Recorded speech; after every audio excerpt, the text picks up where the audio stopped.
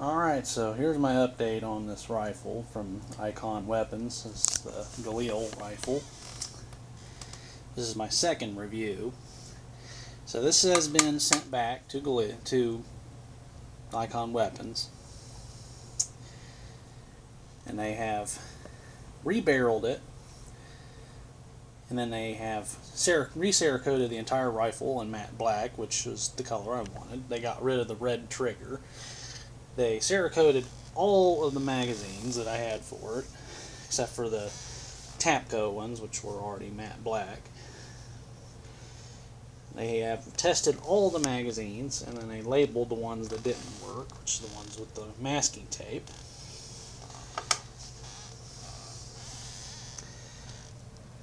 They have this one that said it will not load more than 3 rounds.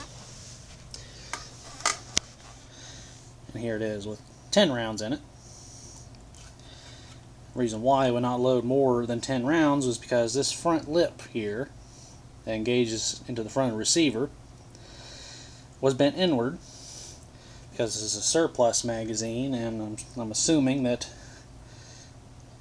the soldier that was using a Galil used this magazine as a foregrip, was putting constant pressure on this front tab and using it as a foregrip, and then just bending it inward. So I took a pair of vice grips, bent it back out. Now it holds 35 rounds. The other 2 magazines I have not tested yet. So far I have got the gun running with these 2 magazines right here. And I think this magazine, which I put a piece of blue masking tape on it, I'm pretty sure this is the magazine that might be the problem. Because even with brass case ammo, I was getting stuck cases. Major difference though with this one and the new barrel, whenever I get a stuck case, they're not so bad that I have to get out a cleaning rod and beat them out. I'm able to clear the action, drop the bolt on the case, and then ram the bolt back and eject the case. So it's a simple little fix, but I'm going to have to do more testing on it. I'm going to have to omit the magazine with the blue masking tape on it and try these other 2 magazines the next time I go and see if I have any malfunctions. And then later on I'll have to try the Tapco magazines and see if I'm having any trouble with those. But they were nice enough to send me these magazine pouches to put my magazines in, which that was nice of them. But I'm going to comment on their customer service. They were very helpful. They're a new company. They're trying really hard to, make a name for themselves. So I'm not going to knock on them for that.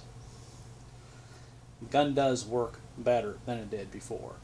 I've been running snap caps through it constantly, and they just glide right up into the chamber. They don't hit the bottom of the chamber and then stop.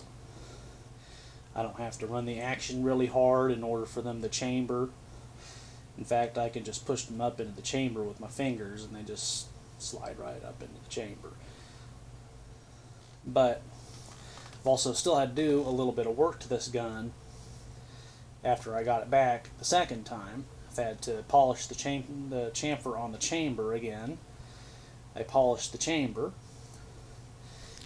and the front gas block, I'm not sure exactly what is going on with it. I've noticed it's actually not entirely straight itself, and it's causing the gun to fire far off to the right, and I could not adjust the front sight far enough to compensate for it. So no matter how far I pushed it over, I still could not hit the point of aim. So I had to remove these roll pins, which are regular, just basic roll pins, and then I had to drift that gas block over slightly. The weird thing is about the gas block is I think the top part of it, where the sight is actually slightly canted, and then the rest of it's straight. And it's just really hard to tell because there's no real focal point of looking at it to really tell if it's straight or not. because you got this sling loop on there, and the sights, the part where the sights mounted is kind of cockeyed. I'm guessing it's just how the parts kit was, some kind of flaw in manufacturing. You know, they're probably mass producing these Galil rifles and issuing them to a lot of these foreign countries, and not necessarily making sure they're 100% perfect. But I drifted that over, and now I've got it, was able to bore sight it and get the sights lined up with the laser, and I have to take it back out again, test it, make sure I don't have any cycling problems, because I know that moving the gas block might cause me to block the gas port. But I'm sure it'll be fine, because I didn't can it over a lot. I canned it over slightly. So, if you're thinking about buying one of these, just be cautious. They are a new company. They are trying to work all the bugs out.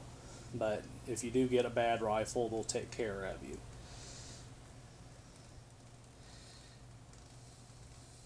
But the only reason why I bought this was because I got $1,200 for free. So I was able to buy the gun, a crap load of magazines, and pretty much have everything I needed for it without really spending a whole lot of my own money, which I still had to spend $700 of my own money. And then I had to also put my time into this thing, which I replaced the muzzle brake with an A2 flash hider, which allows me to mount a bayonet on it, unlike the muzzle brake that came with the rifle. But you know, they did Cerakote the bipod to match. Looks like they either refinished the handguard or they put a different one on here. See, one side's still kind of dinged up, and then the other side's perfect, just like how it was before. It just looks like it's been refinished. But other than that, there isn't really much else to say about it. It's better than it was. I need to do more testing, but I'm sure if I use a magazine on it that works 100% and has not had the front tab bent inward or doesn't have a weak magazine spring, I'm sure it'll probably work fine. But I think that concludes my review.